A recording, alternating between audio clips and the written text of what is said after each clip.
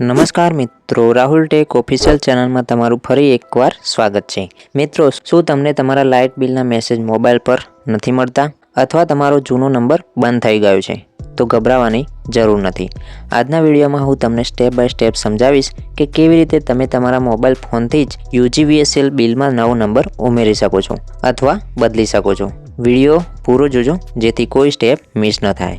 Mobile number link કરવાના ઘણા ફાયદા છે। પહેલો ફાયદો એ છે તમને બિલ જનરેટ થતાં જ SMS મળી જશે। બીજો એ ફાયદો છે કે છેલ્લી તારીખની જાણકારી તમને મળશે કે તમારે છેલ્લી કઈ તારીખ સુધી બિલ ભરવાનું છે। ત્રીજા નંબરનો ફાયદો એ છે જો તમારા વિસ્તારમાં મેન્ટેનન્સ પાવર કટ એટલે કે લાઇટ બંધ રહેવાની હશે એનો પણ તમને પહેલેથી મેસેજ મળી જશે। એટલે આ સુવિધા ખૂબ જ કામની છે। વિડીયોમાં આ 4 મુખ્ય માહિતી વિશે વગેરે માહિતી આપી છે।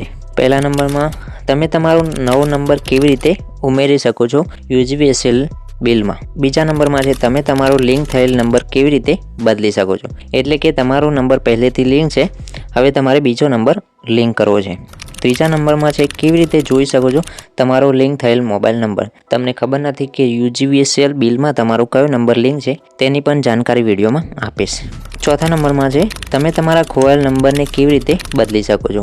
ઘણા લોકોને જે નંબર લિંક કરાયેલો હોય છે એ સિમ કાર્ડ બંધ થઈ ગયું હોય અથવા તો મોબાઈલ ખોવાઈ ગયો હોય છે, હવે તેને ફરીથી લિંક કેવી રીતે કરી શકાય તેની પણ જાણકારી વિડીયોમાં આપેલી છે, તો વિડીયો છેલ્લે સુધી જોજો। બધી જ માહિતી વિડીયોમાં આપેલી છે। સૌથી પહેલાં તમારે તમારા કોઈ પણ એક બ્રાઉઝરમાં આવી જવાનું છે અને ત્યાં તમારે www.ugvsl.com લખીને સર્ચ કરવાનું છે। આની લિંક હું તમને ડિસ્ક્રિપ્શનમાં પણ આપી દઈશ। પહેલા નંબરની વેબસાઇટ આવશે એના પર તમારે ક્લિક કરવાનું છે। તમે સ્ક્રીન ઉપર જોઈ શકો છો એ જ વેબસાઇટ ઉપર તમારે ક્લિક કરવાનું છે।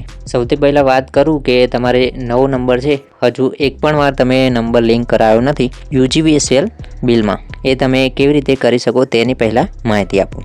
નવો નંબર ઉમેરવા માટેની માહિતી। આવું પેજ ખુલશે, તેના પછી તમારે ઉપર લખેલું હશે કન્ઝ્યુમર, એના પર તમારે ક્લિક કરવાનું છે। એના પછી ઘણા ઓપ્શન આવશે, એના પછી તમારે ઓનલાઈન સર્વિસીસ પર ક્લિક કરવાનું છે અને એના પછી તમારે જવાનું છે કન્ઝ્યુમર સર્વિસીસ, ક્લિક કરીને નવા પેજ ઉપર જવાનું છે। આવી રીતે પેજ આવશે। હવે મોબાઈલ નંબર રજિસ્ટર એટલે કે લિંક કરવા માટે click here two link mobile number link પર ક્લિક કરવાનું છે। સ્ક્રીન ઉપર તમે જોઈ શકો છો એ રીતે તમે પ્રોસેસ કરજો। આપેલ બોક્સમાં તમારો 11 અંકનો ગ્રાહક નંબર દાખલ કરવાનો છે અને પછી વેલિડેટ કન્ઝ્યુમર બટન પર ક્લિક કરવાનું છે। આ નંબર તમારા ઘરે જે બિલ આવે એમાંથી તમને મળી જશે, 11 અંકનો ગ્રાહક નંબર। હવે આવું પેજ ખુલશે જેમાં ઉપર જે બોક્સ આપ્યું છે એમાં તમારે જે તમારે નવો નંબર નાખવાનો હોય એ નંબર તમારે અહીંયા લખી નાખવાનો છે। મોબાઈલ નંબર લખ્યા પછી જનરેટ OTP બટન ઉપર ક્લિક કરવાનું છે। જનરેટ OTP બટન ઉપર ક્લિક કરશો એટલે તમારા મોબાઈલ નંબર ઉપર એક OTP આવશે, એ OTP અહીંયા નાખીને સબમિટ બટન ઉપર ક્લિક કરવાનું છે। એટલે તમારી સામે આવો એક મેસેજ આવશે, તમારો મોબાઈલ નંબર રજિસ્ટર થઈ જશે, એ આવો મેસેજ મળી જશે। Number updated successful, please sign in, એટલે હવે તમે લોગિન કરી શકો છો। હવે બીજા નંબરમાં હું તમને શીખવીશ કે UGVSLમાં તમારો નંબર પહેલેથી લિંક છે તેની જગ્યાએ બીજો નંબર કેવી રીતે બદલી શકો છો અથવા તો લિંક કરી શકો છો। તમારા ઘરમાંથી ફેમિલીમાંથી કોઈનો નંબર લિંક હોય અને હવે તમારે પોતાનો નંબર લિંક કરવો છે તો એ કેવી રીતે કરી શકો છો। એના પહેલાં તમારે જોઈ લેવાનું છે કે ફેમિલીમાં જે નંબર લિંક છે એ ચાલુ છે કે નહીં। પહેલાં UGVSLની વેબસાઇટ www.ugvsl.com પર જવાનું છે, તેના પછી કન્ઝ્યુમર બટન ઉપર ક્લિક કરવાનું છે। એના પછી તમારે ઓનલાઈન સર્વિસીસ બટન ઉપર ક્લિક કરવાનું છે, તેના પછી કન્ઝ્યુમર સર્વિસીસ પેજ પર ક્લિક કરવાનું છે, અથવા આ બધાની લિંક હું નીચે ડિસ્ક્રિપ્શનમાં આપી દઈશ, ત્યાંથી તમે એ પેજ ઉપર ડાયરેક્ટ આવી જશો। આવી રીતે પેજ ખુલશે। ઉપર જે બોક્સ આપેલું છે એમાં તમારે ફરીથી 11 અંકનો ગ્રાહક નંબર દાખલ કરવાનો છે અને કેપ્ચા કોડ દાખલ કરીને સેન્ડ OTP બટન ઉપર ક્લિક કરવાનું છે। તમારા પહેલેથી લિંક થયેલ મોબાઈલ નંબર ઉપર OTP આવશે, એટલે કે તમારા ફેમિલીમાંથી જેનો પણ નંબર લિંક હશે UGVSLમાં એ નંબર ઉપર OTP આવશે।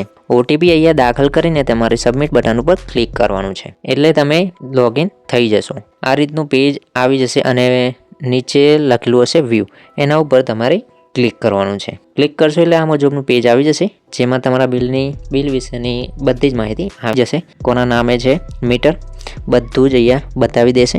એના પછી મોબાઈલ નંબર અને ઈમેલ ચેન્જ કરવા માટે નીચે આપેલ રાઉન્ડમાં તમારો મોબાઈલ નંબર અને ઈમેલ આપેલ હશે.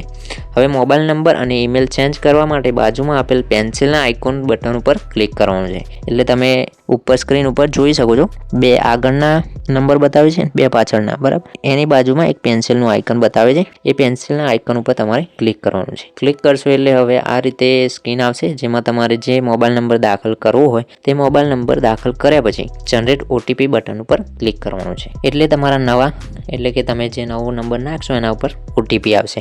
ઓટીપી અહીંયા દાખલ કરીને સબમિટ બટન ઉપર ક્લિક કરવાનું છે.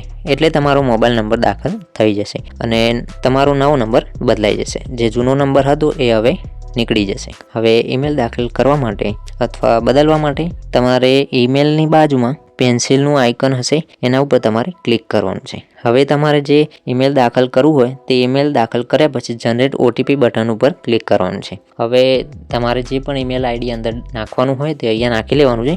એના પછી જનરેટ ઓટીપી ઉપર ક્લિક કરવાનું છે. એટલે તમારા ઈમેલ આઈડી પર એક ઓટીપી આવશે. જે ઓટીપી નાખીને તમારે સબમિટ બટન ઉપર ક્લિક કરવાનું છે.